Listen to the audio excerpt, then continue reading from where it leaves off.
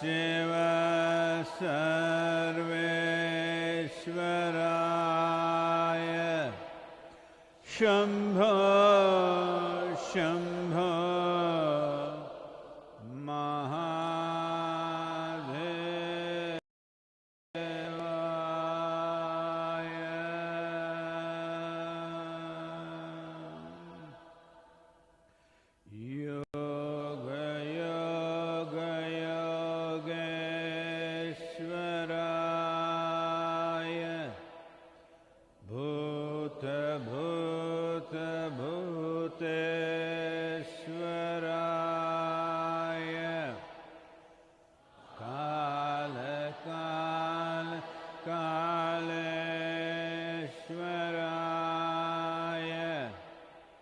Shiva Shiva Sarveshwaraya Shambho Shambho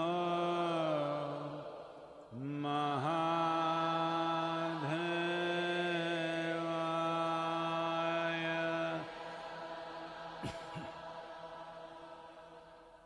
Yoga Yoga Yogeshwaraya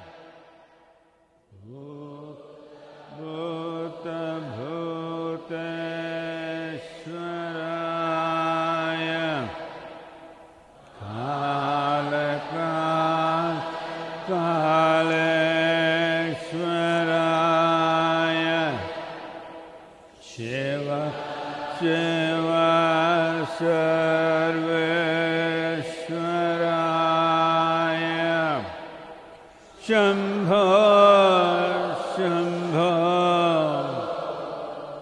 Mahadevaya.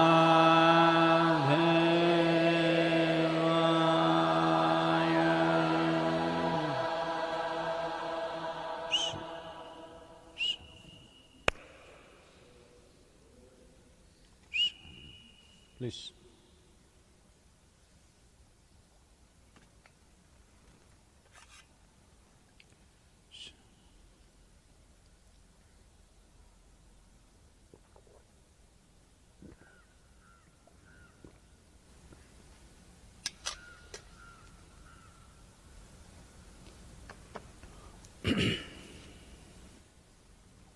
Namaskaram, wherever you are.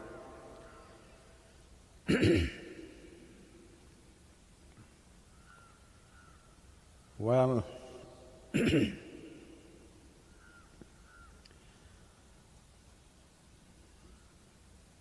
as all of you should already know that the numbers of infected people in India has largely remained in control for the population that we are. 735 is not a very bad number, but there is a bit of a lacuna in that, because confirmed cases means they went into testing about a week ago. So it takes 6 to 7 days for it to be confirmed.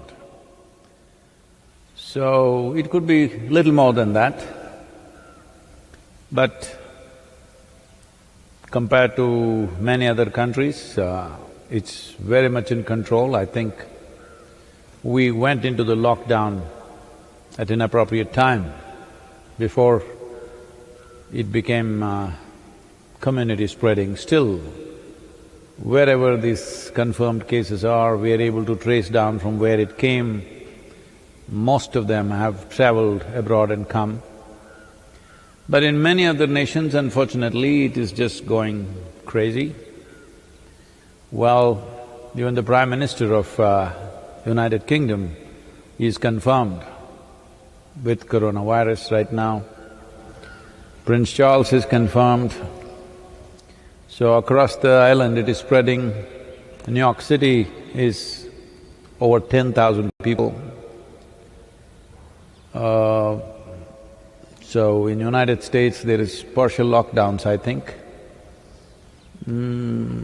They have an advantage of space which UK may not have. Spain, deaths are going over 2,300. Italy is still doing the same. So,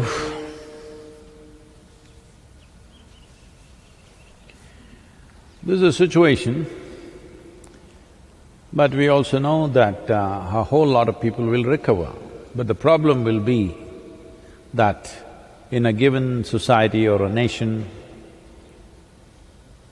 if too many people go into infection state, it'll be impossible for any nation to provide necessary medical assistance that they would need.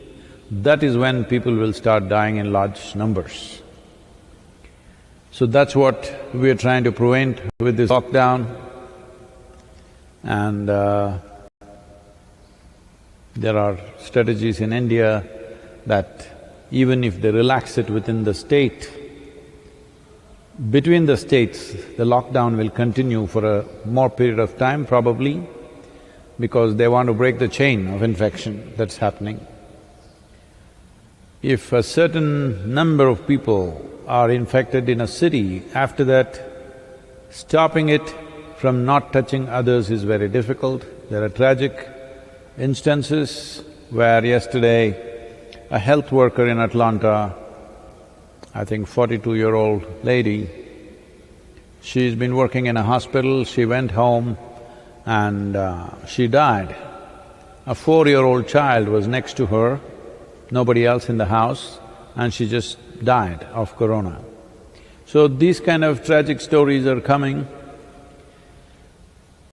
So I want every one of you, in whichever way you can communicate, ensure that everybody maintains physical distance and you should not be the cause of the problem. That much you must take care. Well, those of you who are always little lazy, that you always cursed about going to work, those of you who are thank God it's Friday kind of people, this is your time. At least have a good time for 3 weeks or 4 weeks or whatever it turns out to be. The economic packages are being unfolded both in United States and in India in a big way. Everything is being pushed. It's almost like for 3 months we did not live, that's how it will be. And we again came back. It's like the Gulliver experience, but only 3 months. So, the most important thing is that people don't become fearful and start doing stupid things. People don't become fearful and start running on the streets. Very important that all of you maintain your physical and mental balance. This is a great time to address ourselves. When I look back and see in the last 3 decades or nearly 4 decades, never, or in my whole life, never I got 3 weeks where I can do something with myself. It never happened. So here I am. So I want you also to make use of this in the best possible manner. 3 weeks is a lot of time. If we put enough effort into 3 weeks, we can come out physically stronger and fitter, mentally more stable and with more potential. Energetically and spiritually, we can do many things in 3 weeks full-time work. Well, many of you have attended programs and you have seen in a 2-day program or a 4-day program, life has taken a huge shift. 3 days of Bhava-Spandana, life got turned upside down. So this is your time to do your thing, that you become a life that will soar. Yes. Let us not complain about anything and everything that comes our way. The virus is doing its job, we must do ours. This is important. We don't do virus's job, we do ours. If you transport virus from yourself to another person or from another person to you and you to somebody, you're doing the job of the virus. You're a virus party. If you don't cooperate with the virus, that means you're doing what you want to do. This is the time. This is a given vacation. Well, it's going to set us back economically on various levels. Individuals, families, communities, nations, the entire world's economy probably will fall back a little bit. It's okay. I'm saying it'll hurt. It'll hurt all of us, it'll hurt us as an institution, but it's all right. Maybe we will live the way we lived 5 years ago or 10 years ago. There was nothing wrong at that time, it was fine. We will just be like that. So, the most important thing is, we are alive and we have a vacation. Let's put it to good use. But people are complaining, people are having just 3 days, already home is becoming repressive for a lot of people. All these days they were complaining, where is my husband? I see him only once in a week. Where is my wife? She's going to work, I can't see her. I'm missing you, you're missing me. Now, we are missing the office. Well, human relationships are like this. When you're together, it's a problem, when you're away, it's a problem. When they're away, there's only one problem, you just miss them. When you're together, there are multiple problems. This happened. At one time, Shankaran Pillai was a weekend golfer. That is, every weekend he golfs. So one Saturday morning he was putting on his shoes. The wife came and she was in an emotional mode. She said, every weekend you're going away golfing, you don't love me, you love this golf game more than me. Shankaran Pillai tightened the lace and then he said, see Lakshmi, it is true, I love the golf game more than you. But let me tell you, I love you more than the cricket, tennis, football put together.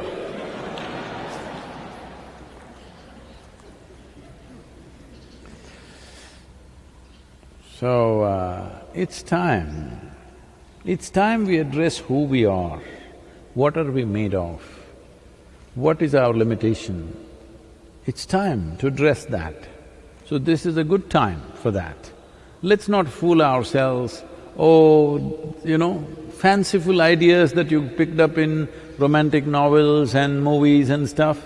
It's time we address who we are. We got issues. If we got issues, we must face them.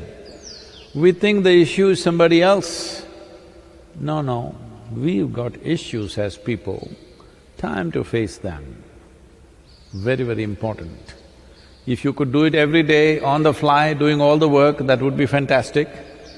But if you could not do that, this is a time when you sit by yourself, all the troubles you're having, obviously yours. The boss is not around. You can't blame it on him. The traffic is not bad anymore, you're not even there. You can't blame it on the traffic, why you're freaked? You don't have to go to office on the time, so you can't blame it on that. You're sitting at home and freaking, obviously it's you. It's time to address that. Human relationships become what they become mainly because most people think the other person should be the source of my joy. No, it's your business to see that you are the source of joy for the other person. Everybody is always wanting to meet that wonderful person who doesn't exist. Actually, I have enough experience in life, I'm telling you, such a person doesn't exist. Because even, today everybody, at least in India, people's idea of the most beautiful and wonderful human being is Krishna. He dances, he sings, he loves and fantastic he is, all right? But his wives were complaining endlessly during their time. So even his wives were complaining because you always think somebody else has to be wonderful. It's time, these 3 weeks is a good amount of time that you become that wonderful person that you're aspiring to meet. You become that wonderful person that you're expecting everybody else to be. This is your chance. If you become that wonderful person, well, others also can enjoy it, but above all, you enjoy it. That's the most important thing. If you sit here, if you are a wonderful human being, you enjoy this. Well, others also can enjoy it, that's wonderful. But if they are not around, you enjoy being a wonderful human being. You are in the company of a wonderful human being always. This everybody must do. And now this virus has given you this possibility of 3 days at home. Good time to do it. A few of you at the ashram, rest of you at home. Good time to do it. Very good time. Let's make use of this. Question? Sadhguru, the first question is from S. Upadhyay. Namaskaram, Sadhguru. While speaking about Dhyanlinga, you had mentioned that you can access it from anywhere. From the past few months, I have a very intense longing to experience your life presence 24/7, wherever in the world I may be. Could you please give me a method to make this possible? What is your understanding of live? You want me on the web all the time? Because today live does not mean I'm alive. Live means I'm online. So, let's understand this.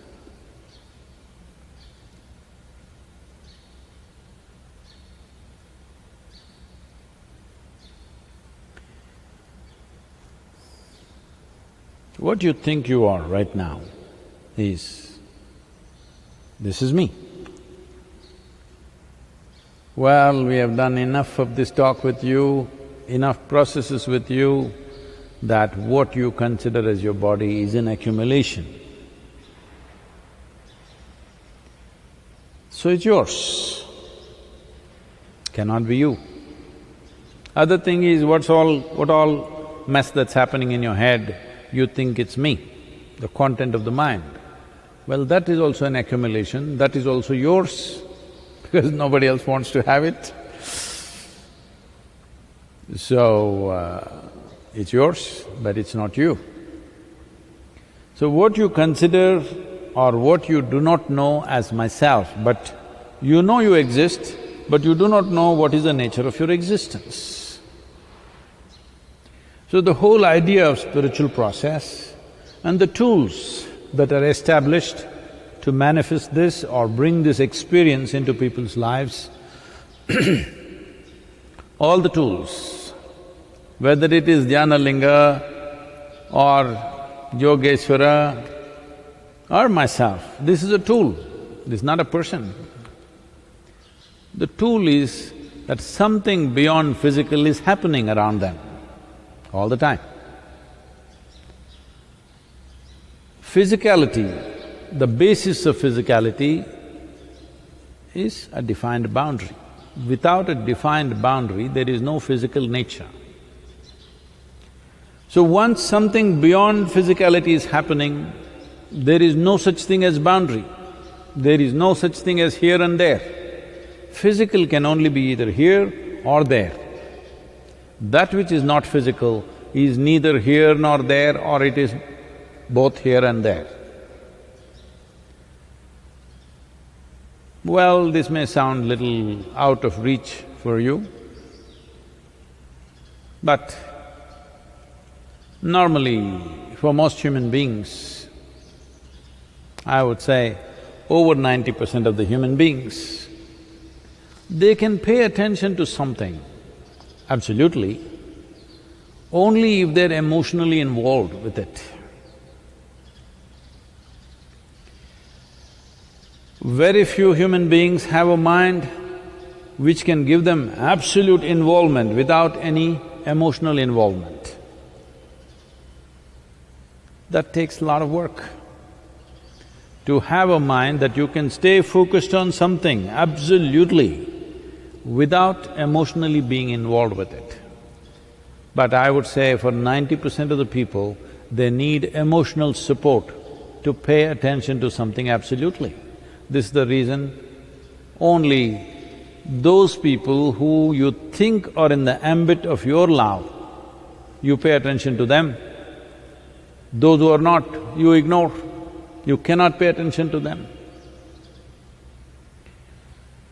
So because of this, spiritual process always mixes up a very simple aspect to bring focus. We talk about devotion, emotion, all this stuff. Is it really needed? No. If you could simply, absolutely be, you don't need any emotion, you don't need any devotion. Just sitting here, dry as a stick, you can still reverberate with the energies of this universe. But that is a very small number of people. Others need some kind of… something has to tug them in their heart, otherwise they will not look in that direction. They will look for a few seconds and they'll be here, there, everywhere. Only where they're emotionally involved, they're able to keep a steady focus towards that. Whatever emotionally matters to you becomes the focus of your mind. So it's a wonderful tool that way. So because of that, we brought emotion into the system. Once we brought emotion, you know emotion. It's like that. Because it's like that, channelizing that is a huge challenge and unnecessarily it looks complicated because each person starts interpreting it in their own way because each person's emotion is unique in its own way.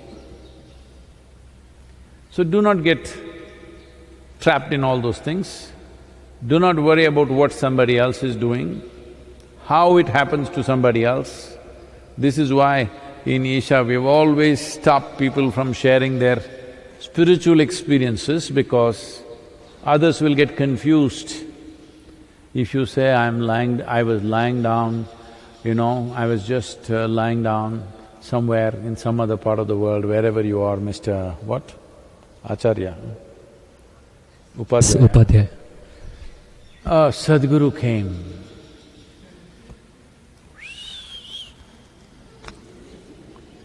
And so much trouble for me, because all kinds of people now will start saying, Sadhguru came and did this, Sadhguru came and did that. Usually it starts with good things. Then after some time, every nonsense that they do, Sadhguru. Right now it's happening to God. Fortunately, he is not here, so it's okay, you can blame him for any damn thing, but you can't access him, so I'm saying at least you cannot punish him, so it's okay. For everything, all the nonsense that happens, I think God wills like this. That's why I'm doing all this idiotic stuff. Now once this thing gets focused on a living person like me, phew, too much trouble. Well, can we make the presence be available wherever you are? Of course, otherwise what's the point? Then it'll be just talking spirituality. Talking spirituality can be inspiration at its best and entertainment at its worst. That's all it can be. Talking about it, talking about it, talking about it. Inspiration is needed in the beginning, but if you need inspiration throughout your life, you're a lost case. Inspiration is… it's like ignition. Got the engine started. Once you have the engine started, if you keep turning the ignition, it makes ugly noises. Same will happen to people. Once they're sufficiently inspired, there is no need to go on inspiring them, they will become fanatics. If you go on inspiring people, they will become madcaps who will do most illogical and terrible things in the world. Too much inspiration. Inspiration is like ignition to get somebody started, a little bit push. After that it's over. After that, they must have processes and methods with which they can access. More than anything, somehow, whichever way, involvement. So we are talking about a consecrated form like Dhyana Linga, or myself or yourself. When we initiated you, I have spoken about this, but largely we are avoiding talking about it. We are still calling Shambhavi as initiation. It's not really an initiation because nothing is given, it's a kind of a consecration. All you have to do, your daily practice, it is not like Shakti Chalana Kriya or Shunya meditation where there is a specific process. Here, all you're doing is, it's like sweeping the temple. People every day are sweeping Dhyana Linga temple. They're not recharging Dhyana Linga or doing something. There are no rituals, there are no processes, just sweeping the temple, keeping it clean. This is all you're doing with Shambhavi. You are not doing anything to boost yourself, just keeping it clean because it's consecrated. If you don't keep it clean, suppose if you do not keep your window panes clean, suddenly even the sun doesn't seem to be bright enough. Even the sun is not bright enough because your window panes are not clean. Or you got a cataract, suddenly even the sun is not bright enough. This can easily happen. So all you have to do is keep it clean. Sadhguru, I'm doing my practice once a month, once a day. I'm just being mean, just like that, it's a holiday.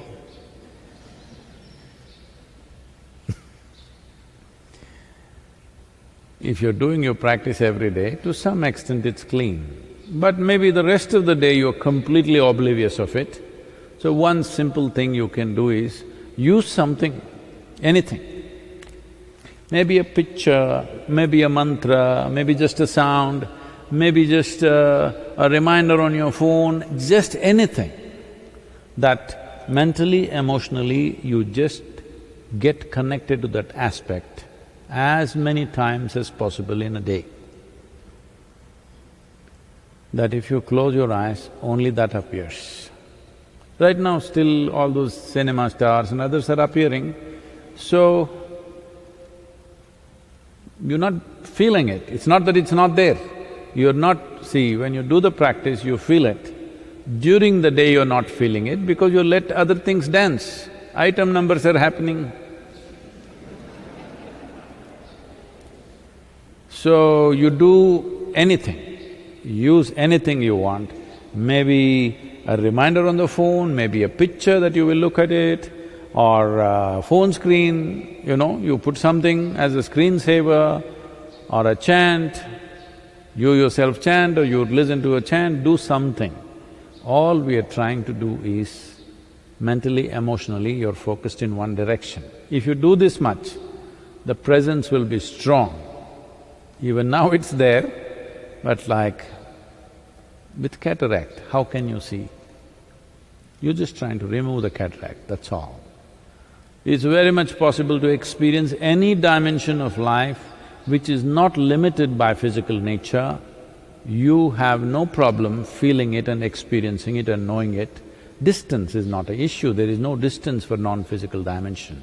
Distance is a manifestation of physicality. If there's an inch, there is a mile, if there's a mile, there is 10,000 miles. That's how it is. From an inch to a light year, there is distance only because of physical objects. If there is no physicality, distance means nothing. So this is not a physical dimension. So, feeling it, knowing it, experiencing it will not be a challenge if there is a certain amount of focus towards that.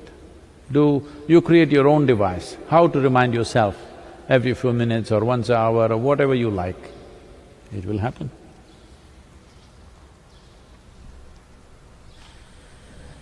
Sadhguru, the next question is from Sonia. Namaskaram Guruji. I am from Berlin. With increased silence outside, inside noises are becoming very noisy. Could you shed some light on inner vibrations and the inner sound? Whoa! In Berlin? Usually people don't call me Guruji because Guruji is a honorific. I'm very embarrassed with such things. Sadhguru is a description. Just like saying an orthopedic or an ophthalmologist or a gynec or a neurologist, just like that, Sadhguru is just a description. I don't mind the description because it says an uneducated guru, nobody comes and confronts me with scriptures because they know anyway I don't know it. Just to ensure that we don't spend time trying to debate, discuss something that we have no clue about and we have never bothered about. But Guruji is a honorific. Don't do that to me. I've lived in a certain way, in the sense I've lived in such a way that people around me are always confused. What the hell is he about? It's very important for me because if they make any conclusions, then it's very hard to work with them. Confusion means at least you realize you don't know, which is good. If somebody comes to know by a very deep experience, that is fine with me. That's another state. But drawing nice conclusions about somebody is not necessary, drawing bad conclusions about somebody is not necessary. So all honorifics come from this, that people draw positive conclusions about somebody. The value of who I am is only when you simply look at me without any conclusions, you will see, you will be so thoroughly confused. You've not paid enough attention to me because most of the time you're seeing me sitting here in a satsang or this kind of situation, so you have not seen me in various situations. If you see me in various situations, you will be thoroughly confused, which is a very good thing. That means you are unable to draw a conclusion, because conclusion is death. Conclusion means no more possibility.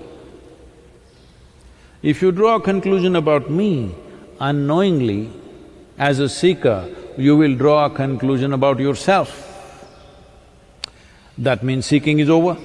Once you draw a conclusion, where is the seeking?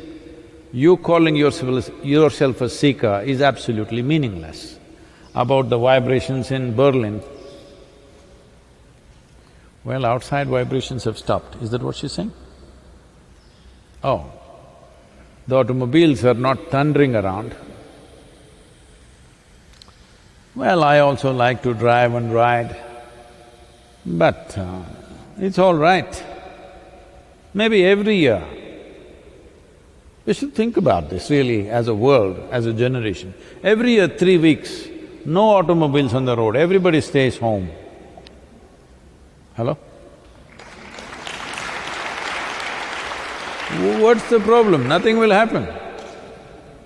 Everybody at once turn off every damn thing in the world, like school children break for their vacation, all human beings take a break, oh, every other creature on the planet will celebrate. So if all the machines in Berlin have come to a standstill, the German automobiles are not thundering around, so now… Am I understanding the question? She's saying, how to manage interiority, or what about the inner vibrations? What is that? Could you shed some light on the inner vibrations and the inner sound, given that outside has become quiet, but the inner has become more noisy? Oh. Inner or interiority has not become noisy, it's never been noisy, there is no such thing as noise in that region. It is just that because you are not busy, you're getting preoccupied. Most people normally think they are busy, but if you look at their lives, 60% of the time they're just preoccupied with something. This is like chewing the cud, you know. What happened yesterday, you're still chewing. This facility is not there in your body. Cows, goats, sheep, they all have this facility that they can eat today and after a few hours they can bring it back and chew the cud. Such a facility was not given to you in your body, so you have created one in your mind. This is an evolutionary problem. You're not willing to come out of the four-legged state that you want to chew yesterday's cud. In the southern Indian mysticism and yoga, we look at people and if they are either enjoying or suffering only what has happened in the past. Because of past activity, now they're enjoying something, but doing something totally different now, not understanding that they're just enjoying past benefits and it may run out any time. We say, ayyo, palay sadam. Palay sadam means old rice, that means this is old food.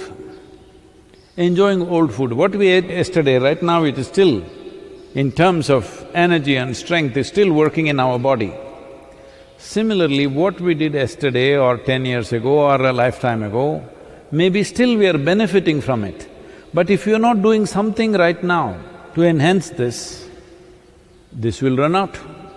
Old food will rot after some time. What was very wonderful will become very nasty after some time. A whole lot of so-called successful people in the world go through this at different stages in their life, that they will be enjoying the results and karmas of the past. And they think everything is fantastic, they live wantonly now.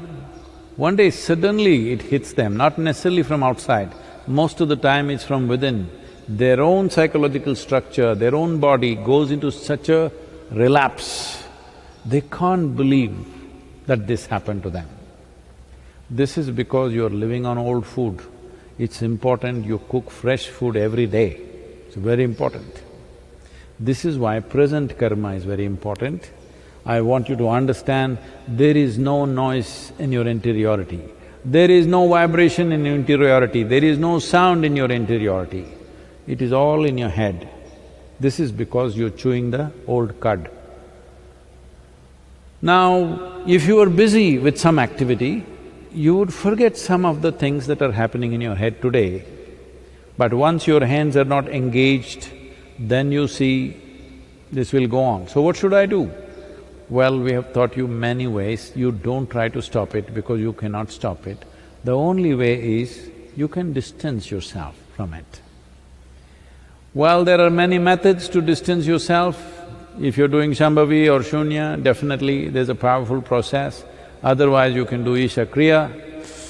If you don't know any of these things right now, the simple thing is just this.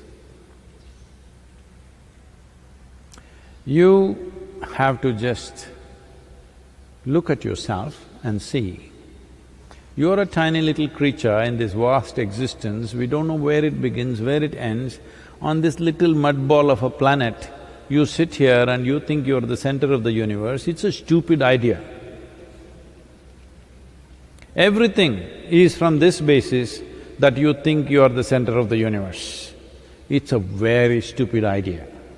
From this stupid idea, many stupid ideas have come, which is socially considered intelligence. So you just look at your thoughts in the context of larger cosmos. Now the virus is threatening your life. In the context of your mortality, the things that you think about, the things that you think are important, every one of them is stupid. If you see your mind is, your thought, your emotion is utterly stupid, naturally you will create distance. The problem is you think it is smart, and now when it troubles you, you want it little away. No, whatever you think it is smart will sit on your shoulder like a badge. It will not go. It will not leave you. The moment you think you are smart, your thoughts cannot leave you. You cannot close your eyes and sit if you're a very smart guy. Just know this. When you know you're a bloody fool, you can close your eyes and sit. In terms of life, in terms of existence, you really nothing, okay? Socially you may be something, among fools, fools will shine. That doesn't mean anything. As a life, tomorrow this silly little virus can knock you off. Yes, you or me, I'm saying. It can just knock us off. So whatever great smart things we are thinking doesn't mean a damn thing. If you understand this, naturally there will be a distance between you and your thought process. Once there is a distance between you and your thought process, it doesn't matter what you're thinking at all. Yoga yoga yogeshwaraya bhuta bhuta bhuteshwaraya kala kala kaleshwaraya Shiva Shiva Sarveshwaraya Shambho Shambho Maha